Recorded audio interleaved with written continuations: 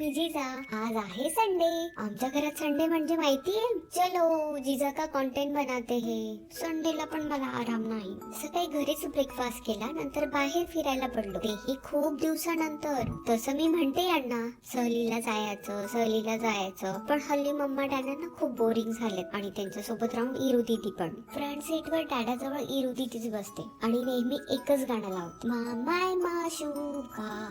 माझं तर पाठच झालंय हे गाणं आणि बोर पण झालंय. दीदी थोडं चॉकलेट मलाही दे ना, मी छोटी बहीण आहे ना तुझी. मम्माचं रावण हास्य ऐकायचं तुम्हाला? मग ऐकच.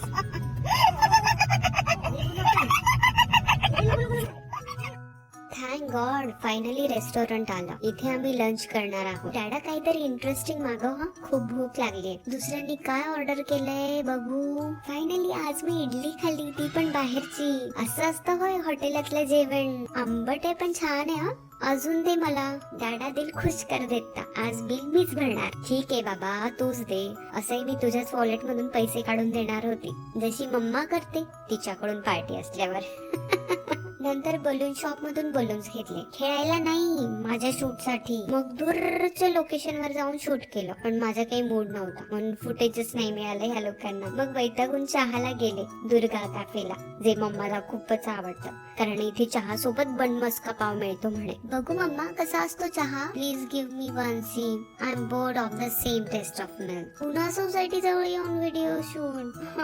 मम्मा डॅडा तुमच्यातच ऍक्टिंगचे जीन्स नाहीयेत, माझ्यात कुठून येणार आहे. मुझे बग्स दो माते. Finally pack up. ये घरी येऊन मम्माने डिनर बनवला आणि डिनर मध्ये खिचडी. मम्मा पुन्हा हॉटेलला जायचं का, तिकडे छान जेवण मिळतं. रात्री झोपण्याआधी डॅडाने स्टोरी ऐकवली. दिवसभर मराठीत बोलतात आणि स्टोरी इंग्रजीत सांगतात, म्हणून इंग्लिश माझी डोक्यावरूनच जाते. मला मराठीतच ऐकायची ही गोष्ट, तीही चल रे भोपळा टुनुक टुनुक.